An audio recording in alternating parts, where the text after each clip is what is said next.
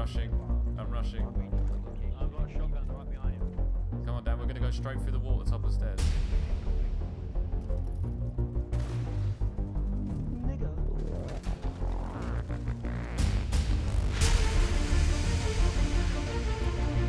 I know it is.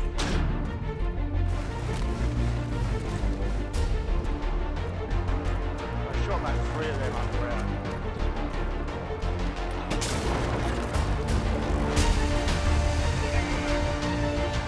Ninja planting.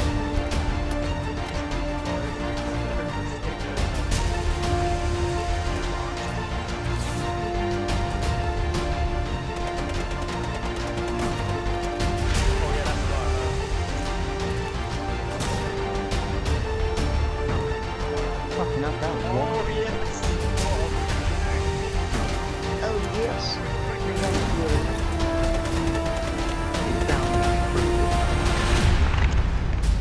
Don't let him defuse the bomb. Dan, how the fuck did I do that? Ninja blast. I literally shot a guy with a shotgun twice like mid-range.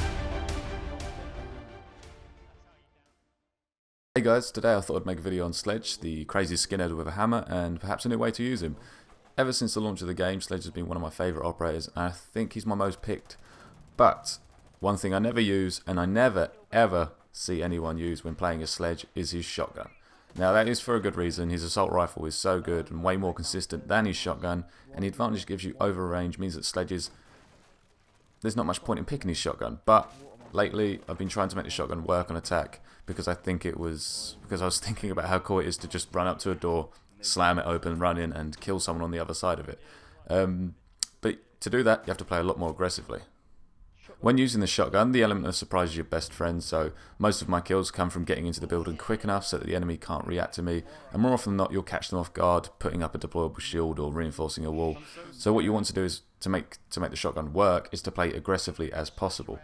You want to directly rush the objective room and use your hammer to full effect, so just like smash walls out and smash doors open as quick as you can. Because drones are so useful in this game, usually you'd think, oh, let's just drone ahead first. But what I like to do is, because the rest of your team usually goes straight to the objective room to find the enemy and like mark everyone so you know who you're playing against, what I like to do when you're attacking a Sledge and using this tactic specifically, I think this is a good practice by the way for any time you're attacking, no matter if you're using this tactic or not, is leave your drone in the room that you're going to attack first.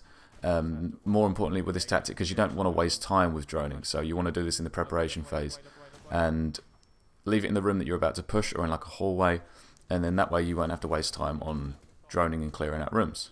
So I'd also suggest that you take flashbangs instead of frags, because pre-flashing a room before you sprint in can do you wonders. I mean, make a breach into a room with multiple enemies can be that much easier just because you like dropped a flashbang at the doorway, and you don't want to throw this blatantly into the back of the room like you do with frags. You literally just want to bounce this off the door frame so it drops into the room and they can't see it very well, and then like blows up in their face. You want to surprise them as much as possible, and I wouldn't use this on just one person, and if you ever do use it on one person you want to do it at the point that they've got you pinned down. So if you're caught rushing in, you want to do it. You don't want to just throw it at one person and flash them even if they don't know you're there, just to cover some distance.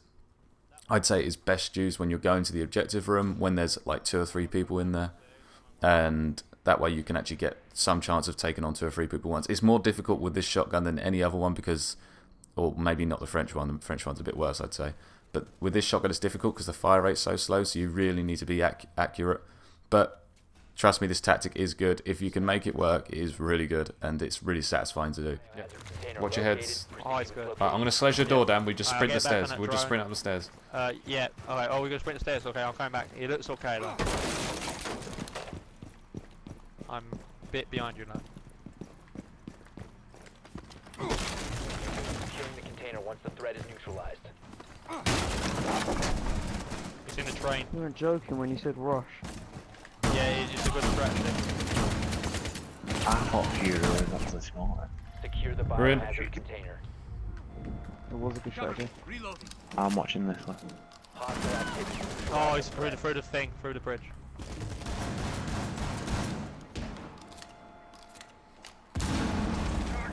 On your right somewhere. Josh is contested. Yeah, I know. Oh, there he is, behind the desk. Op 4 last stop standing. He's still there, behind the desk. Right side of it now. I'll No, push he's this still out. kind of there. I'll push Yeah, this he's out. behind the desk. Yeah, behind the desk. Back of room.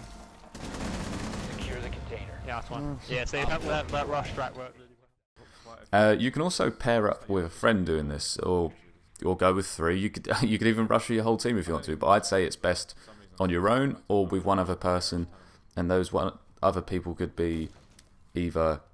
I would say Captel is fast, but I've only done this with my friend when he's playing as Ash or Twitch, because their guns are so good at close range because they have such a fast fire rate, and they're medium armored, so they're not very squishy. But yeah, if you're going to do it with other operators, make sure you've got like a Twitch or an Ash with you. And another tip for when you're using Sledge is what I do to pass through walls quick enough. Most people will just sledge at head height, so you can just vault in, crouch down, sledge the wall, and go in as quick as you can, because you can literally just walk forward as soon as you put a hole in the wall at crouching speed, and then stand up and fight whoever you need to fight. Usually most enemies don't suspect you just walked straight through the wall as soon as it's opened, so it can be a good tactic to do it that way. If you'd prefer to open it at head height so your teammates have some sort of lines of sight into the room, you can do also. But this tactic is all about speed, getting in as quick as you can and catching them off guard.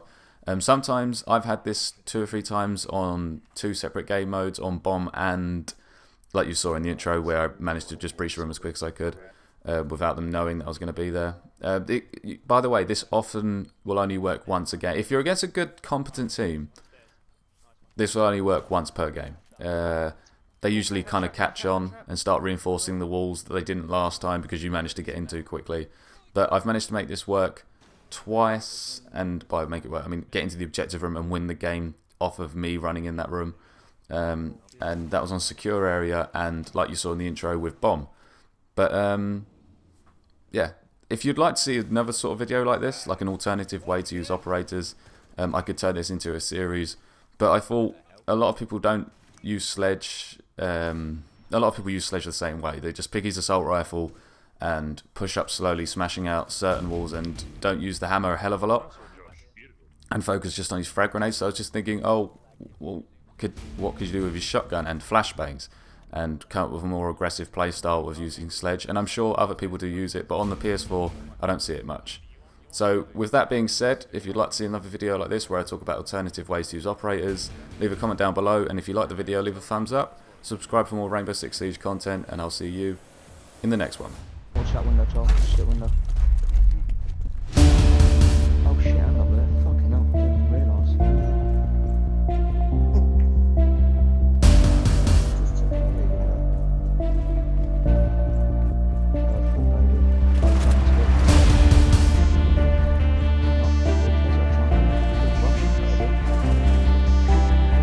Not trying to get some dead people.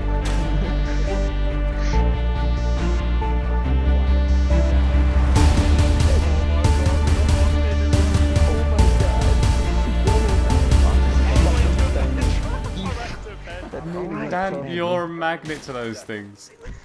No, you keep going on.